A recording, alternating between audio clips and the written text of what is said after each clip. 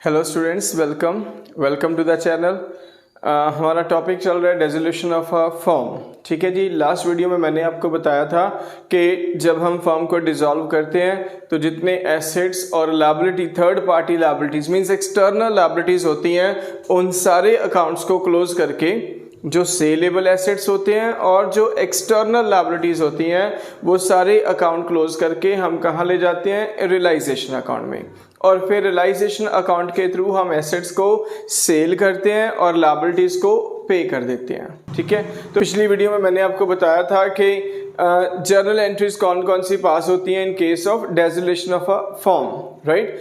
मतलब अगर asset cell करते हैं तो कौन सी जर्नल एंट्री है, अगर पार्टनर एसेट टेकन ओवर कर ले तो उसके लिए कौन सी जर्नल एंट्री पास करनी है। सेम एज अगर लायबिलिटीज पे करते हैं तो उसके लिए जर्नल एंट्री क्या है, और अगर लायबिलिटीज पार्टनर टेकन ओवर कर लेते हैं तो उसके लिए क्या जर्नल एंट्रीज है। मतलब मैंने मोस्टली आपको जितनी जर्नल एंट्रीज इस चैप्टर में बनती हैं वो सारी आपको मैंने लास्ट वीडियो में बताई थी। आज हम विद एग्जाम्पल कर रहे हैं। ठीक है। एग्जाम्पल है मेरे पास, कुछ ये जर्नल एंट्रीज लिखी हुई हैं। अब इनको हम कैसे पास करेंगे जर्नल एंट्रीज को, तो वो हम डिस्कस करते हैं। ठीक है जी। तो एक एक करके, मतलब एसेट्स और लायबिलिटीज ऑलरेडी रियलाइजेशन अकाउंट में ट्रांसफर हो चुकी हैं। एक्स एंड वाई दो पार्टनर्स हैं, 3:2 की इनकी प्रॉफिट शेयरिंग रेशियो है। अब उसके बाद ये कंडीशन दी है तो हमने इनकी जर्नल एंट्रीज पास करनी है। एग्जाम में जो बोर्ड ने सैंपल पेपर इशू किया है +2 CBSE के एग्जाम के लिए, उसमें बोर्ड ने 5 मार्क्स में जर्नल एंट्रीज दी हैं। ठीक है जी।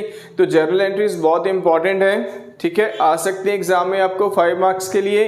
तो अगर ये जर्नल एंट्रीज आप कर लोगे, it means 5 journal entries 5 marks. ठीक है। या तो इसमें से आपको रियलाइजेशन अकाउंट बनाने के लिए आएगा, कैपिटल अकाउंट बनाने के लिए आएगा, या फिर जर्नल एंट्रीज आएंगी। बैंक अकाउंट भी आ सकता है, मींस फुल फ्लेज जो सम होता है उसमें रियलाइजेशन अकाउंट बनाते हैं, कैपिटल अकाउंट बनाते हैं, पार्टनर्स के बैंक अकाउंट होता है, और उसके अलावा पार्टनर का लोन अकाउंट भी हो सकता है।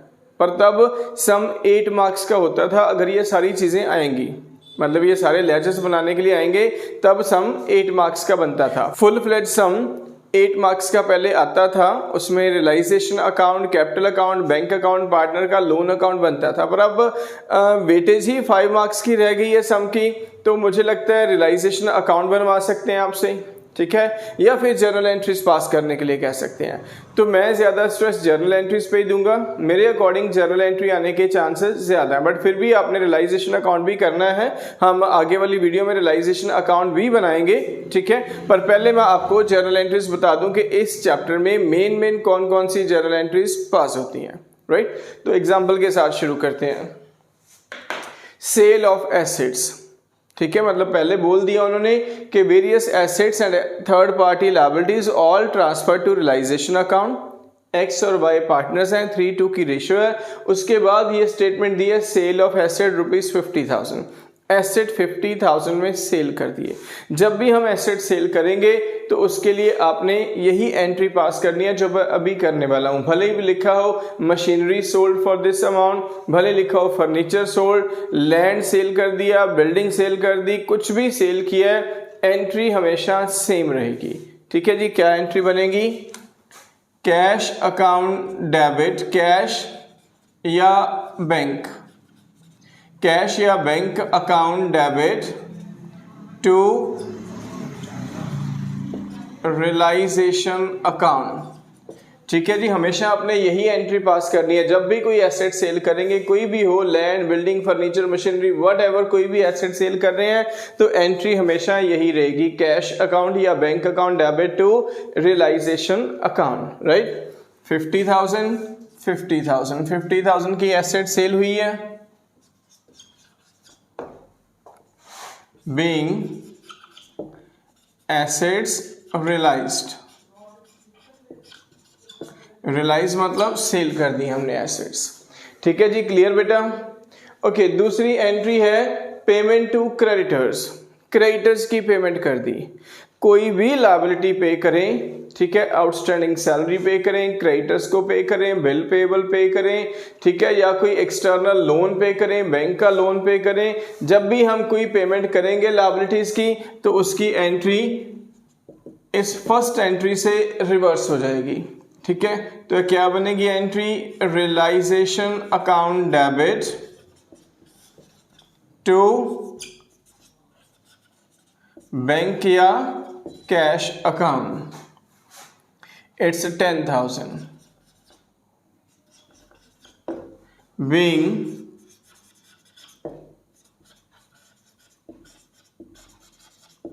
liabilities paid।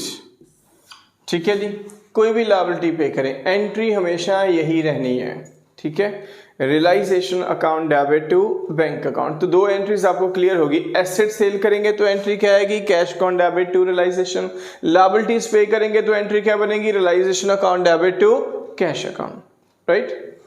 Okay, third entry है investment book value 20,000 realised at 150%, मतलब 20,000 की हमारी इन्वेस्टमेंट थी लेकिन कितने में रियलाइज होगी, 150% में। मतलब इस अकाउंट का नाम ही रियलाइजेशन अकाउंट है, तो हमने तो ये देखना है कि कितनी अमाउंट रियलाइज हुई है, एसेट को सेल करके कितने पैसे हमारे पास आ रहे हैं या लायबिलिटीज को कितने पैसे देने पड़ रहे हैं। ठीक है, तो अब एसेट यहाँ पे कितने की थी, 20 की, पर 150% पे सेल होगी। 20,000 का 150%, इट्स 30,000, तो इट मीन्स एसेट्स हमारी, इन्वेस्टमेंट हमारी 30,000 की सेल होगी। तो अभी मैंने बोला था कोई भी एसेट सेल करें तो एंट्री हमेशा क्या रहनी है, कैश या bank account debit to realisation account, right. Cash या bank account debit to realisation account 30,000 being investment realized। ठीक है जी, क्लियर बेटा। Okay, now fourth entry. Fourth में क्या है, stock worth ₹15,000 taken over by partner X. X ने stock taken over कर लिया, means partner asset taken over कर रहा है। जब भी पार्टनर एसेट टेकन ओवर करता है तो कोई भी एसेट टेकन ओवर करे, partner land, building, furniture, machinery, goodwill, whatever, जो भी एसेट टेकन ओवर करता है तो उसके लिए एंट्री हमेशा सेम ही रहेगी। जब हमने एसेट सेल की थी तो एंट्री आई थी cash account debit to realisation. अब हम सेल नहीं कर रहे, अब पार्टनर टेकन ओवर कर रहा है तो उसके पैसे पार्टनर के कैपिटल अकाउंट से डेबिट कर लेंगे, पार्टनर के कैपिटल अकाउंट से पैसे काट लेंगे, तो उसकी एंट्री क्या आएगी, पार्टनर्स के कैपिटल अकाउंट को डेबिट कर देना है, राइट। तो X's capital account debit, X's capital account debit to realisation account, it's 15,000 stock, 15,000 being stock taken over by partner। ठीक है जी, पार्टनर ने एसेट टेकन ओवर कर ली। क्लियर बेटा, जब भी पार्टनर कोई एसेट टेकन ओवर करेगा तो एंट्री यही रहनी है। एसेट जो मर्जी हो, लैंड हो, बिल्डिंग हो, स्टॉक हो, फर्नीचर हो, गुडविल हो, but entry X account capital to, मतलब concern partners capital account debit to realisation account, right. Okay, इसके बाद नेक्स्ट एंट्री आ गई। ठीक है जी, एंट्री नंबर 5 क्या है, partner Y paid to creditors 5,000। Partner Y paid to creditor 5,000 means partner ने liability pay कर दी, मतलब लायबिलिटी तो फॉर्म की है लेकिन पे किसने कर दी, पार्टनर ने। तो हम इसे कह सकते हैं कि liability taken over by partner. ठीक है, liability taken over by partner, partner ने अपनी पॉकेट से फर्म की लायबिलिटी पे कर दी तो फर्म उसे रीइंबर्स कर देगी, फर्म उसे वो पैसे दे देगी, उसके कैपिटल अकाउंट में क्या करेगी, क्रेडिट। ठीक, तो एंट्री क्या बनेगी, realisation account debit,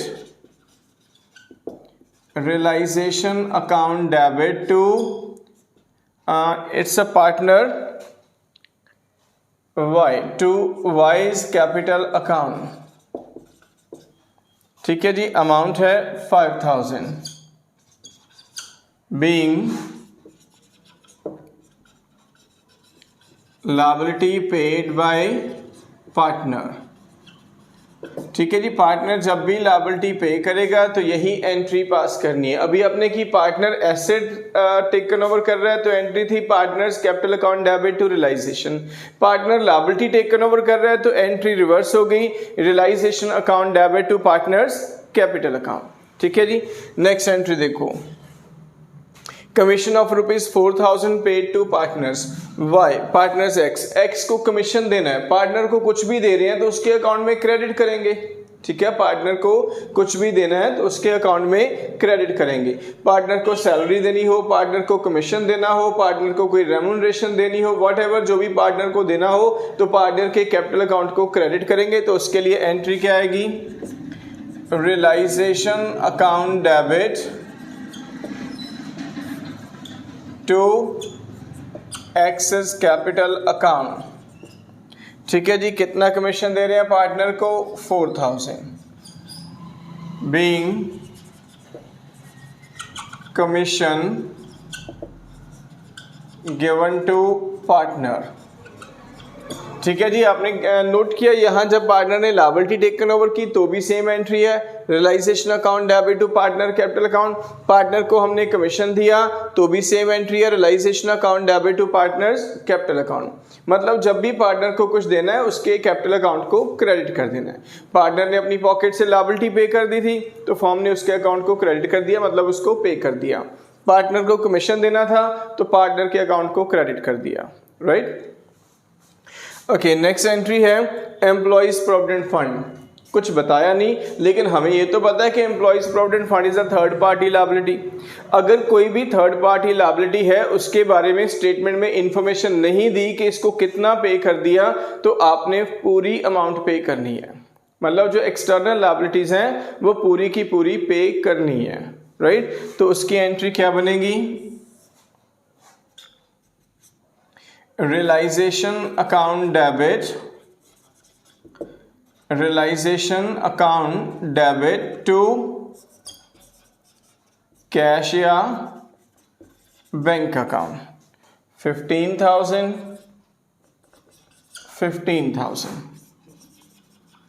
being provident fund paid. ठीक है जी। ओके, उसके बाद X agree to pay off his wife's loan ₹20,000। X ने अपनी वाइफ का लोन पे कर दिया। उसकी वाइफ का लोन फर्म के लिए लायबिलिटी ही है। एक्स की वाइफ का लोन फर्म के लिए लायबिलिटी ही है तो एक्स ने अपनी वाइफ का लोन पे कर दिया। इट मीन्स उसने लायबिलिटी टेकन ओवर कर ली। अब फर्म उसे फिर रीइंबर्स कर देगी। उसने लायबिलिटी टेकन ओवर कर ली, अपनी पॉकेट से पे कर दी तो फर्म उसके अकाउंट में उतने पैसे क्रेडिट कर देगी। राइट, तो सेम एंट्री आ जाएगी जो हम यहां पे करके आए हैं।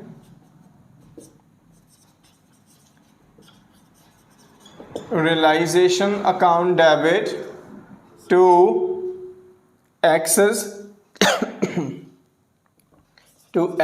Capital account, it's 20,000 being wife's loan paid by X।